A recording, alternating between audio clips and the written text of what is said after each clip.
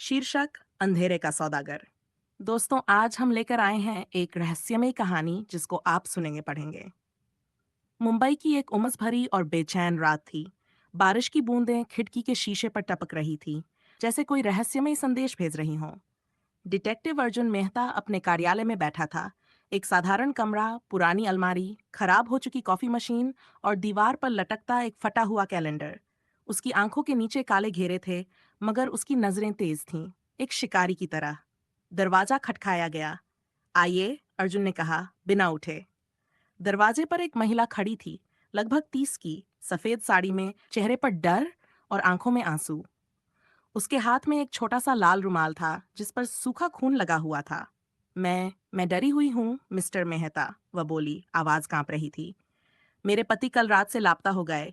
उनकी कार उनके ऑफिस के बाहर मिली। अंदर ये रुमाल था। अर्जुन ने रुमाल लिया। उस पर एक अजीब सा प्रतीक बना था, एक आंख जो अंधेरे में देख रही हो। नीचे लिखा था, अंधेरे का सौदागर तुम्हें देख रहा है। आपके पति का नाम? अर्जुन ने पूछा। विवेक शर्मा। वह एक इतिहासकार थे। वैदिक काल के गुप्त रहस्यमयी बातों संप्रदायों पर शोध कर रहे थे। अर्जुन की आंखें सिकुड़ गईं। वैदिक काल? गुप्त संप्रदाय? ये शब्द उसके मन में एक पुराने मामले की याद दिलाने लगे। 3 साल पहले एक शिक्षक की लाश मिली थी। उसके माथे पर वही आंख का निशान था। मामला कभी सुलझा नहीं। खोज और रहस्योद्घाटन अगले दिन अर्जुन विवेक शर्मा के ऑफिस पहुंचा। एक पुरानी इमारत, बांद्रा के एक सुनसान इलाके में। दफ्तर की अलमारी खुली हुई थी, कागज बिखरे पड़े थे। अर्जुन ने एक डायरी उठाई। आखिरी प्रविष्टि, मैंने उसे देख लिया है, अंधेरे का सौदागर। वह कोई काल्पनिक चरित्र नहीं है, वह अभी भी जीवित है, और वह अपने पुराने सौदे को पूरा करना चाहता है। मैं जानता हूं कि वह कौन है। मैं कल रात उसे मिलूंगा। अगर मैं नहीं लौटा तो। अर्जुन के रोंगटे खड़े हो गए। वह डायरी में एक नक्शा देखता है, एक पुराने मंदिर की स्थिति जो मुंबई के उपनगर में एक जंगल के बीच छुपा हुआ था। शाम को अर्जुन उस जगह पहुंचा। जंगल घना था। हवा में एक अजीब सी गंध थी, धूप और सड़े हुए फूलों की। मंदिर टूटा हुआ था, मगर भीतर से एक मोमबत्ती की रोशनी दिख रही थी। अंदर एक व्यक्ति खड़ा था, काला कोट पहने। मैं जानता था कि तुम आओगे, मेहता। आवाज गहरी थी, लेकिन परिचित। व्यक्ति ने मुड़कर देखा। अर्जुन का दिल धड़क गया। अरे नहीं, यह तो राजीव वर्मा। राजीव, अर्जुन का पुराना साथी, जिसे 5 साल पहले एक बम विस्फोट में मरा समझा गया था। मैं मरा नहीं, अर्जुन, राजीव ने कहा, आंखों में एक अजीब चमक। मैंने बस अपनी पहचान बदल ली। मैं अंधेरे का सौदागर बन गया। लेकिन क्यों? तुम एक ईमानदार पुलिस अधिकारी थे। ईमानदारी? राजीव हंसा। उसकी हंसी में दर्द और जहर दोनों थे। जब तुम्हारी बेटी की जान बचाने के लिए तुम्हें भ्रष्ट लोगों के आगे झुकना पड़े, तब तुम भी समझ जाओगे। मेरी बेटी कैंसर से मर रही थी। डॉक्टर ने कहा, महंगा इलाज विदेश में। मैंने पैसे के लिए एक अपराधी से सौदा किया, लेकिन जब मैंने इलाज करवाया तो उस अपराधी ने मेरी बेटी को जहर दे दिया, मेरी नाफरमानी की सजा में। राजीव की आंखें नम हो गईं। उस दिन मैं मर गया और एक नया राजीव जन्मा जो अंधेरे का फैसला करता है। तो विवेक शर्मा कहाँ है? अर्जुन ने पूछा। वह जानता था कि मैं कौन हूँ। वह तुम्हें मेरे पास लाने की कोशिश कर रहा था। मैंने उसे जीवित रखा है, अभी तक। अर्जुन ने अपनी बंदूक निकाली, लेकिन राजीव ने एक रिमोट दिखाया। यह मंदिर में बम लगा है। अगर तुमने गोली चलाई तो हम दोनों मर जाएंगे, और विवेक भी। क्लाइमैक्स, सत्य का सौदा। अर्जुन ने रिवॉल्वर नीचे कर दी। उसकी आंखें राजीव की दर्द भरी आंखों से मिलीं। वह जानता था कि इस क्षण में सामने खड़ा व्यक्ति अपराधी कम, पीड़ित ज्यादा है, लेकिन उसका फर्ज स्पष्ट था। तुम क्या चाहते हो, राजीव? अर्जुन की आवाज शांत थी, जैसे वह किसी टूटते हुए दोस्त से बात कर रहा हो, न कि किसी अपराधी से। एक सौदा, राजीव ने फुसफुसाते हुए कहा। तुम मुझे यहां से जाने दो, अर्जुन, और मैं विवेक को छोड़ दूंगा। मुझे बस अंधेरे में खो जाने दो। अर्जुन ने कुछ देर सोचा। बाहर बारिश की बूंदें तेज हो चुकी थीं। उनकी आवाज मंदिर के पत्थरों से टकराकर एक भयानक ताल बना रही थी। फिर अर्जुन ने धीरे से सिर हिलाया। उसने मुस्कुराया, एक ऐसी मुस्कान जो विश्वास और गहरी चाल की थी। ठीक है, अर्जुन ने कहा, मुझे सौदा मंजूर है, लेकिन पहले विवेक।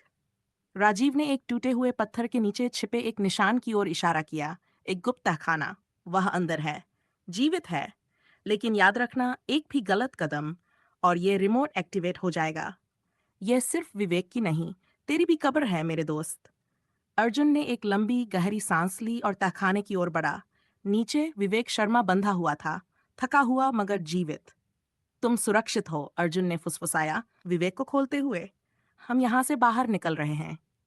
जैसे ही वे लड़खड़ाते हुए तहखाने से बाहर आए, मंदिर का विशाल सदियों पुराना दरवाजा एक तेज भयानक आवाज के साथ बंद हो गया। भीतर मोमबत्ती की रोशनी नाच उठी। ऊपर से राजीव की हंसी गूंजी। वह हंसी नहीं थी, वह एक चीख थी जो वर्षों के दर्द को बाहर निकाल रही थी। माफ करना अर्जुन। राजीव की आवाज पत्थरों से टकराकर गूंज उठी। मैंने कहा था कि मैं सौदागर हूं। मैं सौदे को पूरा कर रहा हूं, पर अपने तरीके से। विवेक ने तुम्हें मुझ तक पहुंचाया, और अब मैं तुम्हें उस गलत दुनिया से मुक्त करूंगा जिसका तू आज तक हिस्सा रहा है। राजीव की आंखों में अब पागलपन की चमक थी। उसने रिमोट को हवा में उठाया। यह वह निर्णायक क्षण था। अर्जुन का चेहरा शांत था। उसने तुरंत अपनी कमर से अपने पुराने, खराब हो चुके फीचर फोन को निकाला। यह वही फोन था जिसे उसने जानबूझकर इस्तेमाल करना कभी नहीं छोड़ा था। उसने केवल एक बटन दबाया। तुमने मुझे धोखा दिया राजीव, अर्जुन ने धीरे से कहा। लेकिन तुम भूल गए कि शिकारी हमेशा अपने जाल की तैयारी पहले से करता है। क्या बकवास कर रहा है? राजीव चिल्लाया। यह तहखाना, यह 48 घंटे पहले से ट्रैक हो रहा था, अर्जुन ने कहा।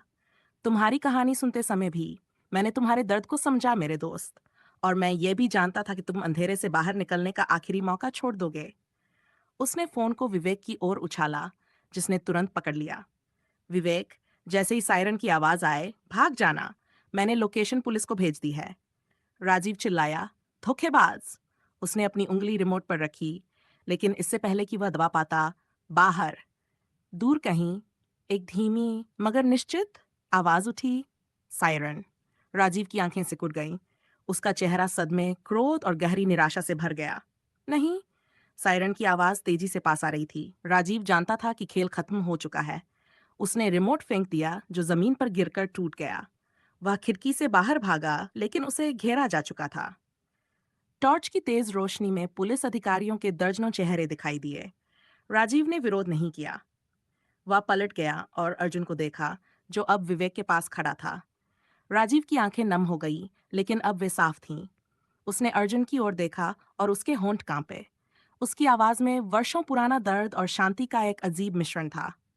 शायद, शायद मैं वाकई मरने के लिए तैयार हूं अर्जुन। उसने स्वीकार किया। उस दिन नहीं जिस दिन मेरी बेटी मरी थी, बल्कि आज। अंधेरे का सौदागर अब खत्म। पुलिस अधिकारियों ने उसे हथकड़ी पहनाई।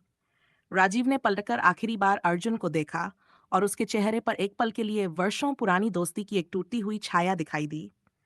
चल मेरे दोस्त, न्याय का सौदा कर, अर्जुन ने धीमी आवाज में कहा। उसकी आंखें नम थीं, लेकिन उसके होंठ मुस्कुरा रहे थे। अंतिम संदेश अगले दिन।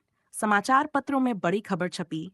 अंधेरे का सौदागर गिरफ्तार, डिटेक्टिव मेहता की बहादुरी। विवेक शर्मा ने अर्जुन को धन्यवाद दिया। आपने न सिर्फ मेरी जान बचाई, बल्कि एक भूले हुए अत्याचार का अंत किया। अंधेरा तभी जीतता है जब हम उससे डर जाते हैं। उस रात फिर बारिश हो रही थी। अर्जुन अपने कार्यालय में बैठा था। दरवाजे पर फिर से खटखटाहट हुई। आइए, उसने कहा। एक नया ग्राहक अंदर आया। एक बूढ़ा आदमी, हाथ में एक पुरानी घड़ी। मैं अपने बेटे की लाश के बारे में बात करना चाहता हूँ। उसकी आंखों में एक अजीब चमक थी, जैसे कोई उसे देख रहा हो। अर्जुन ने कॉफी का कप उठाया। उसने समझ लिया था, एक मामले का अंत हुआ था, पर अंधेरे की दुनिया में शिकार अभी भी जारी था। रहस्य अभी खत्म नहीं हुआ था। कहानी अगर पसंद आई हो तो लाइक, शेयर, कमेंट और सब्सक्राइब जरूर करिए। धन्यवाद।